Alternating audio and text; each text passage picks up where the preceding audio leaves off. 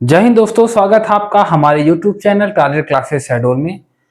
आज हमारा topic MPPSC unit 10 जनजाति से संबंधित है, जिसमें हम पढ़ेंगे जनजाति में आज बैगा जनजाति। बैगा जनजाति मध्य प्रदेश की आदिम जनजातियां हैं। बैगा द्रविड़ समुदाय की जनजाति है।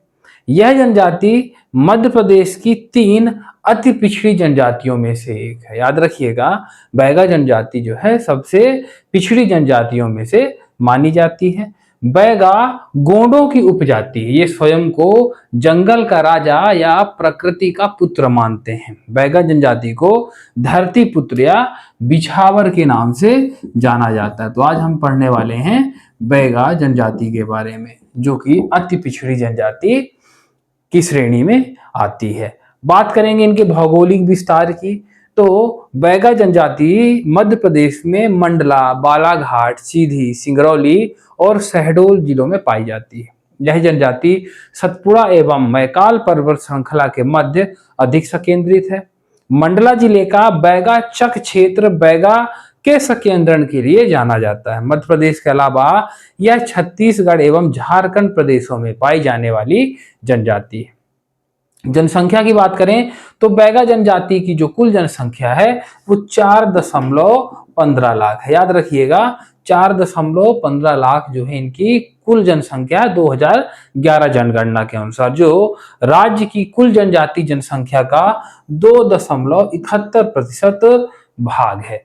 बैगा जनजाति सबसे अधिक मंडला जिले में निवासरत है। वर्ष 1941 में जो जनगणना हुई तो जनगणना में बैगा जनजाति को हिंदू माना गया। इनकी उत्पत्ति की अगर बात करें तो बैगा द्रविड़ समुदाय की जनजाति है। ये प्रोटो ऑस्ट्रेलॉयड प्रजाति का प्रतिनिधित्व करती है। बैगा का जो शाब्दिक अर्थ है वो पुरोहित होता है, इसलिए इन्हें पंडा एवं बेवात भी कहा जाता है। वेरियल एल्विन ने बैगा जनजाति पर द बैगा पुस्तक लिखी। इसमें उन्होंने बैगा जनजाति को आदि स्वामी एवं जादूगर या वैद्य बताया है। किसने बताया है? वेरियर एल्विन ने। बैगा की उत्पत्ति छोटा नागपुर पठार से मानी जाती है। शारीरिक विशेषता की अगर हम बात करें तो जो बैगा जनजाति के लोग होते हैं उनका कद छोटा होता है, रंग काला होता है, बाल जो होते हैं सीधे होते हैं, नाक चपटी और शरीर जो है सुगठित होता है। आगे बात करें कि बैगा जनजाति का जो सामाजिक संरचना है, तो सामाजिक संरचना में परिवार की बात करते हैं तो बैगा समाज पितृवंशी सामाजिक व्यवस्था से संबंधित होते हैं। ये समाज जो है पुरुष प्रधान समाज है। इस समाज में एकल परिवार की प्रधानता होती है। बैगा समाज में स्त्रियों को अत्यधिक सम्मान दिया जाता है। इन्हें सम्मान की प्राप्ति अधिक होती है बैगा समाज में स्त्रियों की। उपजनजाति की बात करें तो बैगा जनजाति की जो उपजनजाति है वो बिझावर, नरोतिया, भरोतिया, नाहर, राय मैना और काठ मैना है। इनकी उपजातियों में जो बिझावर है यह बैगाओं का सबसे सभ्य उपजाति है। स्वयं को विंध्याचल व विंध्यवार कहलाना ये पसंद करते हैं। अधिकतर बिझवार क्या होते हैं? जमींदार होते हैं। फिर है मुंडीपा, ये जनजाति मूछें नहीं रखती है। और फिर इसके बाद आता है भरोतिया। इनका बैगाओं में उच्च स्थान है। ये जंगलों में निवास करते हैं। भरोतिया द्वारा हल का प्रयोग नहीं किया जाता। भरोतिया का अर्थ है भरता या भरण पोषण करने वाला। ध्यान से इसको सुनिएगा, उसको नोट्स बनाने में उसको आप जो है नोट कर सकते हैं। फिर है रायमैना, इन्हें रमैना भी कहा जाता है।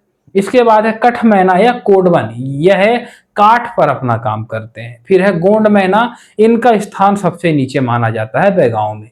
गोत्र की बात करें तो बैगा में गोत्र प्रथा का प्रचलन प्रमुख है। बैगा जनजाति में जात, कर्म, गुण, निवास आदि के आधार पर विभिन्न गोत्र विभाजित हैं। ठीक है, अब विभिन्न गोत्र कौन कौन से? तो प्रमुख गोत्र है इनका हाडा, जो कर्म के आधार पर होता है। फिर है निधुनिया, जो गुण के आधार पर होता है। इसके बाद है घंघरिया, जो निवास स्थान के आधार पर होता है। फिर है मरावी, धुर्वे, मरकाम, परतेती एवं टेकाम।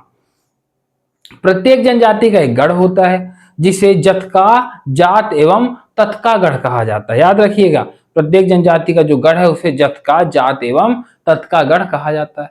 सामाजिक संगठन की बात करें तो बैगा समाज में पंचायत का विशेष महत्व है। बैगा पंचायत के जो पंच होते हैं उन्हें मुकद्दम, दीवान, समरथ, कोटवार और दवार कहा जाता है। तो 5 पंच मुकद्दम, दीवान, समरथ, कोटवार और दवार होता है। जो बैगा पंचायत के पंच होते हैं जिन्हें मुकद्दम, तो ये गांव का मुखिया एवं प्रबंधक होता है। फिर है दीवान, ये मुकद्दम का सहायक होता है जो मुकद्दम की अनुपस्थिति में गांव के सारे कार्य की देखभाल करता है। इसके बाद तीसरा आता है समरथ, गांव में सामाजिक कार्य को ये संपन्न कराता है तथा प्रशासनिक अधिकारियों की सहायता करता है। फिर आता है दवार, दवार का काम क्या होता है, ये गांव का पुरोहित और पंडा होता है। फिर है कोटवार, ये ग्रामीण क्षेत्रों में सेवक के रूप में कार्य करता है। अब निवास की बात करें तो बैगा घने जंगलों में निवास करते हैं। इनके घर बांस और मिट्टी के बने होते हैं। बैगाओं के गांव को टोला या पूर्वा कहते हैं। इनका घर लकड़ियों की सुरक्षा दीवारों से घिरा होता है जिसे मेटी कहते हैं। क्लियर है। फिर बात करेंगे हम खान पान की, तो बैगा शाकाहारी और मांसाहारी दोनों होते हैं। इनका मुख्य भोजन पेज है जिसे कोदो, कुटकी और मक्का से बनाया जाता है। बैगा जनजाति में सुबह के भोजन को बासी, दोपहर के भोजन को पेज और शाम के भोजन को बियारी कहते हैं। बैगा जनजाति में सुअर मांस जो खाने का है वो विशेष प्रचलन है। वस्त्र और आभूषण की बात करें तो बैगा जनजाति में पुरुषों के वस्त्र को पटका, जबकि महिलाएं कमर से घुटनों के ऊपर तक कपची नामक वस्त्र पहनती हैं। महिलाएं गले में सुतिया, हवेल तथा बाहों में हरैया नामक आभूषण पहनती हैं। बैगन जनजाति में गुदना का अत्यधिक प्रचलन है।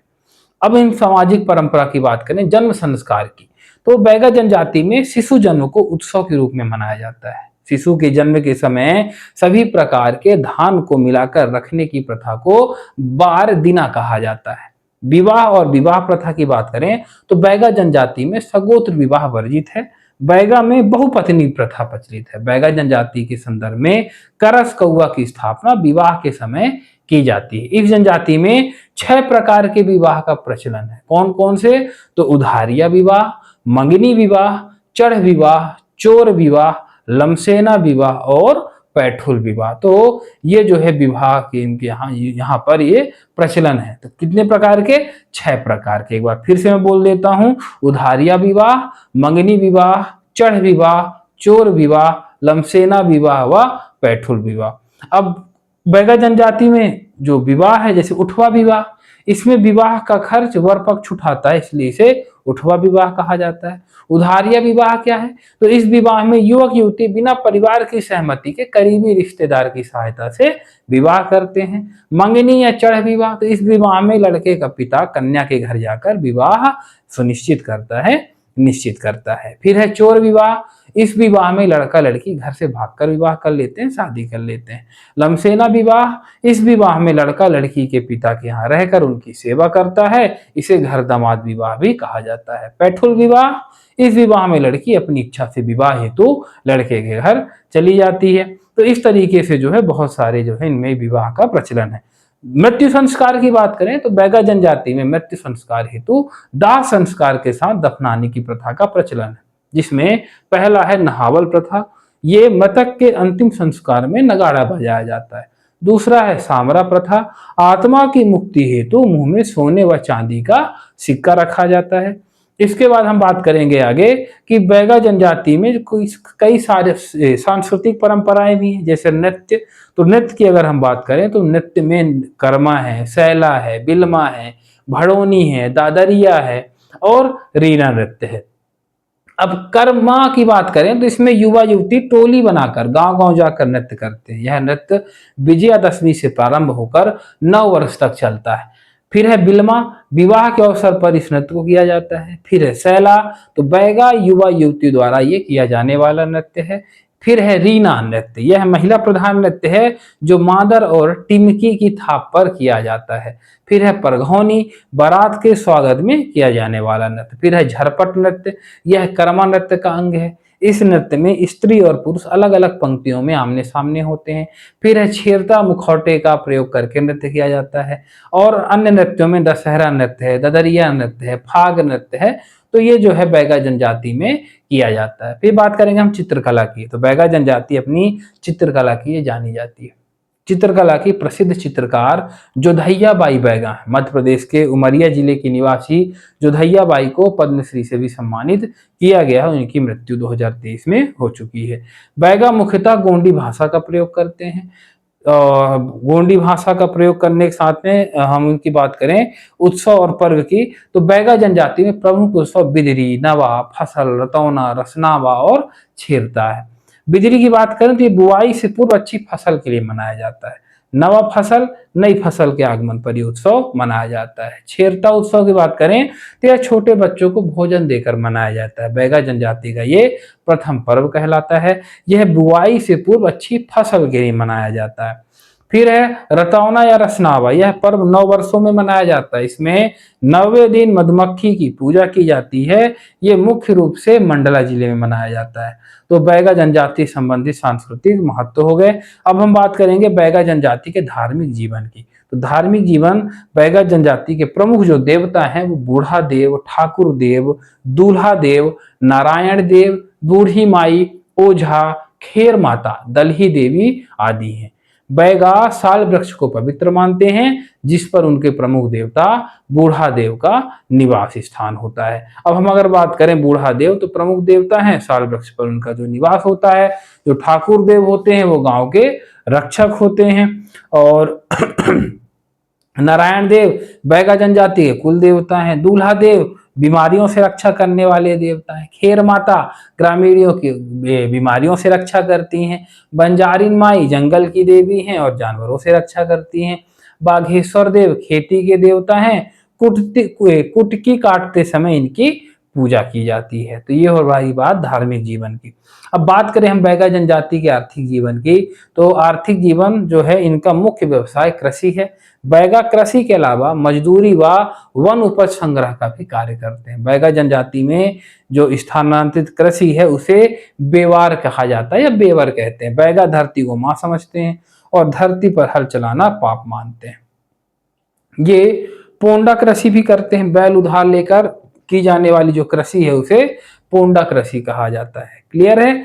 आगे बढ़ते हैं, बात करेंगे हम बैगा जनजाति जो है भूमिय जनजाति की एक उपशाखा है। बैगा का विकसित रूप बिंझवार कहलाता है। ये स्वयं को धरती का सेवक मानते हैं। बैगा गोंड जनजाति के परंपरागत पुरोहित माने जाते हैं। पुरोहित का काम करने वाले को बैगा जनजाति में बेवान कहा जाता है। बैगा जनजाति में तिनका तोड़ना तलाक का सूचक है। साल बैगाओं का प्रिय वृक्ष है जिस पर बूढ़ा देव निवास करते हैं। कुकड़ा पाट खेल जो है बैगा जनजाति के लड़के लड़कियां खेलते हैं। बैगा जनजाति में सुअर बलि का प्रचलन है जो 12 वर्ष में एक बार किया जाता है। मंडला जिलों में बैगा जो है सर्वाधिक पाए जाते हैं। सर्वाधिक जनसंख्या, इनकी जो कुल जनसंख्या है वो 4.15 लाख है। तो इस तरीके से बैगा जनजाति यहाँ पर समाप्त होता है। अगर बैगा जनजाति के बारे में आपको अच्छे से पढ़ना है तो वीडियो को आप रोक रोक करके उसको नोट कर सकते हैं। एक बात और महत्वपूर्ण बात, हमारे जो ऑफलाइन बैच हैं वो 1 जुलाई से शुरू हो चुके हैं जो कि कंटिन्यू पूरे जुलाई तक एडमिशन होंगे। तो जिन्होंने अभी तक एडमिशन नहीं लिया है नीचे दिए गए नंबर पर कॉल करके MPPSC ऑफलाइन बैच में अपना एडमिशन करा सकते हैं। मिलते हैं फिर नेक्स्ट वीडियो में। धन्यवाद।